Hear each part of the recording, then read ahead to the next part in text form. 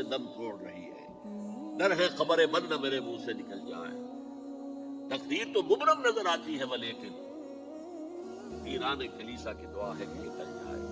تو پہلی بات میری ختم ہوئی، عالمی نظام خلافت دنیا کی تقدیر مبرم ہے، وہ کر رہے گی، اس میں کسی صاحب ایمان کو کوئی شک، کوئی شبہ، کوئی ریب نہیں ہونا چاہیے۔ البتہ اس کا اب دوسرا پہلو کیا ہے، اس کا آغاز کہاں سے ہوگا؟ پہلی بات تو یہ، ہمارے بعض لوگوں کے ذہنوں میں، سادہ دل لوگ، وہ سمجھتے ہیں کہ پوری دنیا میں ایک ہی دفعہ آ جانی چاہیے، یہ کوئی علاقائی خلافت تو نہیں ہو سکتی، خلافت تو عالمی ہوتی ہے۔ ان سے میں کہتا ہوں عالمی خلافت کب تھی جناب؟ یہ تو نہ خلافت راشدہ میں عالمی تھی، کیا ہندوستان شامل تھا اس میں؟ کیا چین شامل تھا؟ کیا یورپ شامل تھا؟ اور پھر جو خلافت کے نام سے جو ملوکیت چلی ہے، وہ بھی صرف دور بنو امیہ میں کہہ سکتے ہیں کہ وہ پورا عالم اسلام کم سے کم اس کے تحت تھا۔ بعد میں خلافت عباس، بنو عباس میں، اور فاطمیین کی خلافت میں، اور آل عثمان جو ہے آٹومان ٹرکس کی خلافت میں ٹکڑے تھے، اس سے ٹکڑے تھے، کوئی مانتا تھا، کوئی نہیں مانتا تھا۔ اور سب سے بڑی بات یہ ہے، اگر ایک دم پوری دنیا پر خلافت قائم ہو سکتی تو حضور کے دست مبارک سے ہوتی، لیکن نہیں ہوئی۔ نتیجہ کیا نکلا؟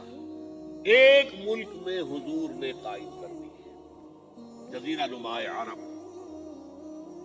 یہاں خلافت قائم ہو گئی، حضور خلیفہ ہے۔ اس کے بعد آپ کے خلفائے راشدین نے پھر اس کو نصرت دی، شرقاً غرباً شمالاً، 3 کالمز نکلے ہیں فوجوں کے، صحابہ کرام کے، 3 کالمز، ایک ایسٹ ورڈ، ایک ویسٹ ورڈ، ایک نارتھ ورڈ۔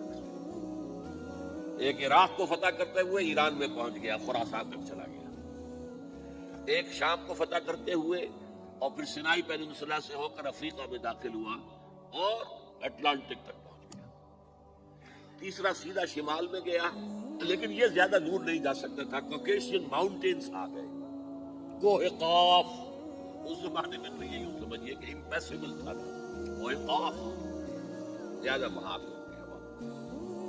اب بھی یہ ہوگا، کسی ایک جگہ سے شروع ہوگا پھر پھیلے گا، اس کے سوا کوئی چارہ کار ہے ہی نہیں۔ اگر ہر جگہ پوری دنیا میں ایک ہی وقت میں ہو سکتا تو حضور کے دست مبارک سے ہوتا صلی اللہ علیہ وسلم۔ اب وہ نقطہ کون سا ہوگا، نقطہ آغاز کون سا ہوگا؟ اس میں پہلی بات تو میں نے کہا، جو شک کرے گا اس کا پھر ایمان مشکوک ہے، ہوگا، لازماً ہوگا، گلوبل ہوگا، پوری دنیا میں ہوگا۔ کہاں سے شروع ہوگا اس میں آپ اختلاف کر سکتے ہیں، لیکن مجھے تو 2 حدیثیں تو ملی ہیں جن سے یہ اندازہ ہوتا ہے کہ یہ اس مشرقی خطے سے ہوگا، عرب کے مشرق کی جانب کسی ملک سے ہوگا، کسی خطے سے ہوگا۔ وہ حدیثیں بھی اب آپ پڑھ چکے پہلے۔ پھر میں کہہ رہا ہوں یہ خزانہ ہے جو ہم نے آپ کی خدمت میں پیش کیا ہے، کاش کہ آپ اس کی قدر کر سکیں، یہ حدیثیں آپ کو ازبر ہو جائے، یاد ہو جائے، لوح قلب پر نقش ہو جائے۔ ہندوستان اور خراسان یعنی موجودہ افغانستان کا ذکر، ابن ماجہ کی روایت ہے، عن عبداللہ ابن الحارث رضی اللہ تعالی عنہ قال رسول اللہ صلی اللہ علیہ وسلم یخرج ناس من المشرق یؤتئون للمہدی یعنی سلطانہ، یعنی سلطانہ، دونوں طرح سے پڑھ سکتے ہیں۔ حضرت عبداللہ ابن حارث فرماتے ہیں رضی اللہ تعالی عنہ کہ حضور نے ارشاد فرمایا، مشرق کی طرف سے وہ فوجیں نکلے گی، لوگ آئیں گے جو عرب میں مہدی کی حکومت قائم کرے گا۔ یہ مہدی کون ہوں گے اس کا ذکر میں ذرا بعد میں کروں گا، لیکن نوٹ کر لیجئے کہ مہدی سے پہلے لازماً کسی مشرقی علاقے کے اندر وہ نظام قائم ہو چکے گا، تب وہاں سے فوجیں آئیں گی نا۔ یہ مشرق کون سا ہے؟ عرب کے مشرق میں آپ چلیے، ایران بھی آ جائے گا، افغانستان بھی ہے، پاکستان بھی ہے، اور اگر اسے اور توسیع دیں تو ہندوستان بھی ہے۔ یہ ہے عرب کا مشرق، اس سے فوجیں جائیں۔ اس کا کیا مطلب ہے کہ اس میں سے کسی جگہ پر نظام خلافت پہلے قائم ہو جائے گا، تاکہ وہاں سے فوجیں جائیں گی جو جزیرہ نما عرب میں حضرت مہدی کی حکومت کو قائم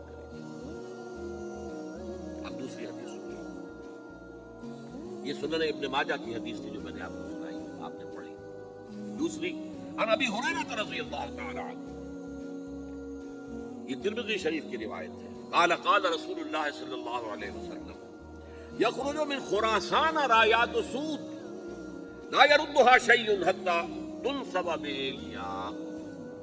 خراسان کے علاقے سے سیاہ جھنڈے لے کر فوجیں آئیں گی، ان کا رخ کوئی موڑ نہیں سکے گا، ان کو پیچھے پھیر نہیں سکیں گے کوئی بھی، یہاں تک کہ وہ یروشلم میں جا کر جھنڈے نصب کر دیں گے. ایلیا حضور کے زمانے میں یروشلم کو کہتے تھے. یہ یروشلم تھا جب حضرت سلیمان کی حکومت تھی، اور یہاں پر معبد سلیمانی، ہیکل سلیمانی قائم. پھر یہ یروشلم گرا ہے تاریخ میں، یہاں تک کہ سن 70 عیسوی میں جب ٹائٹس رومی جنرل نے اس کو گرایا، ختم کیا، سیکنڈ ٹیمپل گرا دیا، اور یہاں سے یہودیوں کو کہا نکل جاؤ یہاں سے، کوئی یہودی باقی نہیں رہا، تب بالکل تہم بالا برباد کر دیا. اس کے کوئی 150 سال بعد ہیڈریان، رومن ایمپرر ہیڈریان، اس نے پھر دوبارہ آباد کیا اس شہر. 150 سال تک یہ بالکل بنجر اور بالکل غیر آباد تھا. اب ہیڈریان نے جب آباد کیا تو اس کا نام ایلیا رکھا، اب یروشلم نام نہیں تھا. تو حضور کے زمانے میں پھر اس کا نام ایلیا تھا. اور اب اس سے کیا معلوم ہو رہا ہے کہ یہ یروشلم مسلمانوں کے قبضے سے اس وقت نکلا ہوا ہوگا. ایک دفعہ پہلے نکلا تھا، سن 1099 عیسوی میں مسلمانوں کے ہاتھ سے نکلا. کروسیڈرز، عیسائیوں نے آ کر اس کو قبضے میں کیا، لاکھوں مسلمانوں کو مارا کر دیا. اس کو 1187 عیسوی میں واپس لیا ہے. کس نے لیا ہے؟ صلاح الدین ایوبی کرد. عرب کھوکھلے ہو چکے تھے، عربوں نے کھویا، واپس نہیں لے سکے. بہت حکومت کر چکے تھے، 400-500 برس کی حکومت کر کے، اور ان کے عیش اور ان کے آرام، اب ان میں جان نہیں تھی کہ وہ واپس لے سکے. واپس لینے والا گرم کرد خون تھا، صلاح الدین ایوبی. تو گویا کہ اب آپ سمجھئے کہ 88 برس تک عیسائیوں کا قبضہ رہا یروشلم. اب 1967 میں یہودیوں نے قبضہ کیا ہے، اور اب 38 برس تو ہو گئے، 88 نہیں 38 برس تو ہو گئے. لیکن وہ دور آئے گا کہ اب پھر لیں گے. لینے والے عرب بھی نہیں ہوں گے، خراسان کے علاقے سے فوجیں آئیں گی. یہ خراسان کیا تھا؟ ایلیا تو میں نے آپ کو بتا دیا، یروشلم کا نام ہے. خراسان اس زمانے میں ایک بہت بڑے ملک کو کہتے تھے. کچھ حصہ پاکستان کا بھی اس میں شامل ہے، کچھ حصہ ایران کا بھی ہے. ایران کے اس حصے کو اب بھی خراسان کہتے ہیں. وہ ایک صوبہ ہے، خراسان ایک صوبہ ہے ایران کا چھوٹا سا.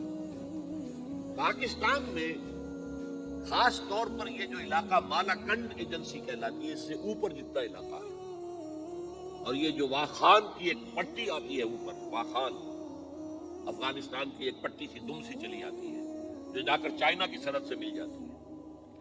یہاں سے لے کے یہاں تک یہ جو مالاکنڈ کا وہ درہ ہے اور پہاڑ ہے، یہ بھی خراسان کا حصہ ہے. باقی تقریباً 2/3 آف افغانستان ساؤدرن حصہ نہیں ہے خراسان کا حصہ، یہ سیستان کہلاتا تھا، یہ خراسان نہیں ہے. لیکن یہ کہ اوپر کا 2/3 آف افغانستان، اور اس کے ساتھ یہ جو عرب جو اب یہ ترک ممالک آزاد ہوئے ہیں سوویت یونین کی ڈسولوشن کے ساتھ، یہ سارا علاقہ کہلاتا ہے خراسان.